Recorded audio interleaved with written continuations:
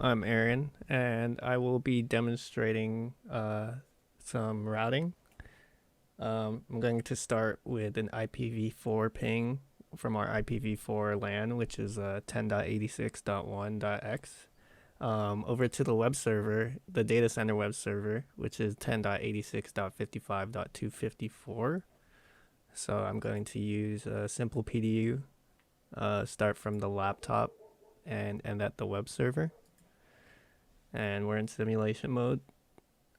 We could check the packet and see it has the source IP 86.1.100, which is the laptop's IP, and destination IP 86.55.254, which is the web server. So I'll go ahead and play through the simulation. So it goes to the default gateway, which is the home router, and that is connected to the last mile tech, which is this fiber switch, which is then connected to the tier 3 ISP West switch, fiber switch. So it goes there, and then from there it's in the hands of the tier 3 ISP. If we go next, it'll go to their multi-layer switch, and if these were one of the destinations, it would go there, but the destination is in a further network, so it's going to go through their router, which is connected to other ISPs' routers to send data across the internet.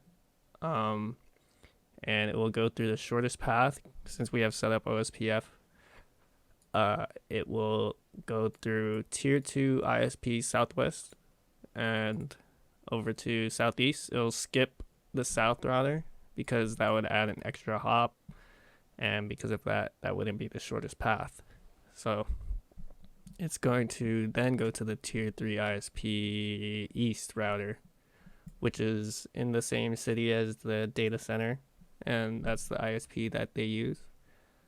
From there, it could go to the data center switch,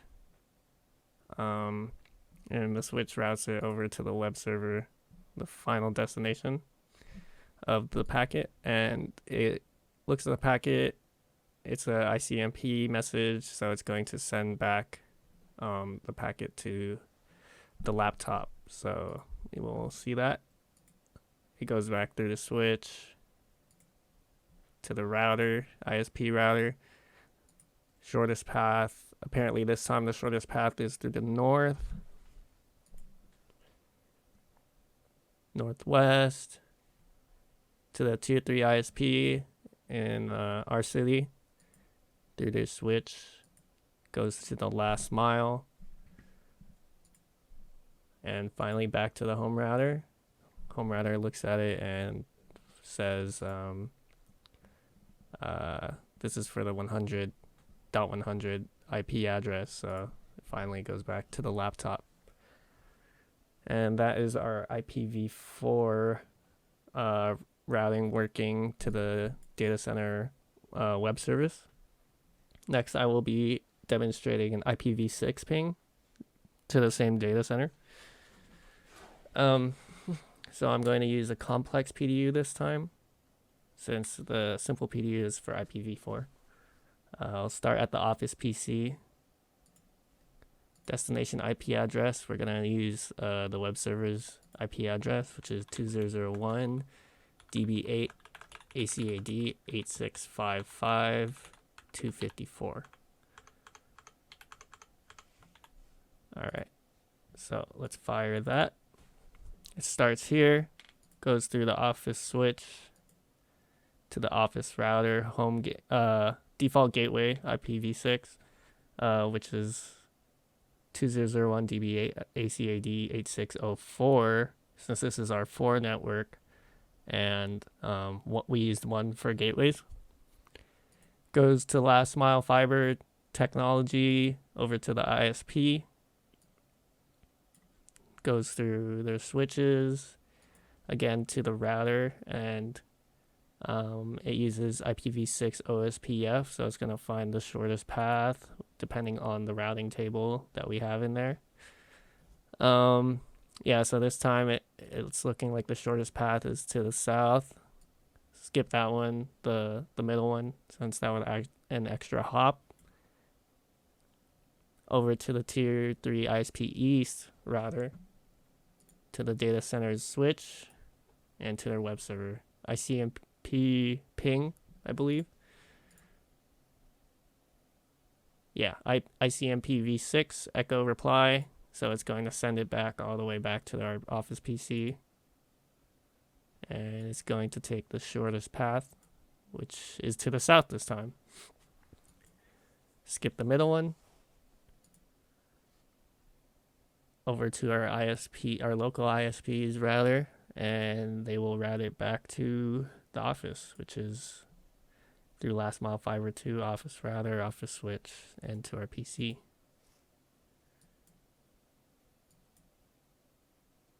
And there we go. That is our IPv6 ping. And I will also be showing an HTTPS test from our mobile device, which is our persona's phone, to the web server. And this time we're going to use their domain name, which is m.analytics.com.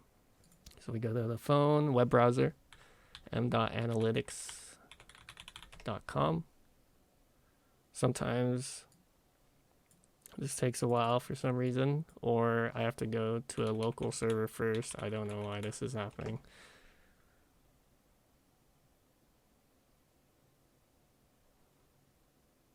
Oh, I don't think I'm in real time. Yeah. So we'll go to m.analytics.com, and we could use S too, same thing. And then we're in the web server's website. And we can see that this matches our HTML for the website. The index. Click here to view booked appointments. And yeah, that's that is our pings and our HTTPS test. Hi, my name is Shella, and today I will show the IoT registration server and rules. The first thing you want to do is to go to the PC, and then you would go to the web browser. From here, you type in officeiot.com in the URL. And this is going to be the registration server. The login is going to be Fran for the username and Fran for the password. So we have 3 IoT devices that are registered on here. We have the MCU, which is in charge of the API calls for the patient appointments. And we also have a motion detector for when someone walks into the office. We also have a speaker that goes off. And here are the conditions for the programming. The programming shows that when motion is detected, the speaker will tell patients where to go and which room to report to. For the programming, when motion is detected is true, the speaker will be set to on, and when it is false, the speaker will be set to off. My name is Vanessa, and I will be explaining the IoT interaction between the sensor and actuator, which is mediated by a cloud service. When the motion is detected by the motion sensor, it would follow the IoT rules on the cloud IoT server, indicating the speaker to turn on. Talk about the API calling. So here is our code in Python. It will use JSON and requests in order to make the API call. Here we have the API key that is given to us by the API website for our account. And the API URL gives us the URL to the API call, and it will just use the key, and then we're able to call the API, load the data in the JSON file, and then we're able to then parse the data to get specific data points, and then we're able to then edit of what we want. So right here we have the names of the bookings, but we can also do the time of the appointment and the name of the doctor if we wanted to. And then here we have where we are able to then write the data onto the LCD screen that we called. And that is shown by the LCD here, and the MCU unit calls the API.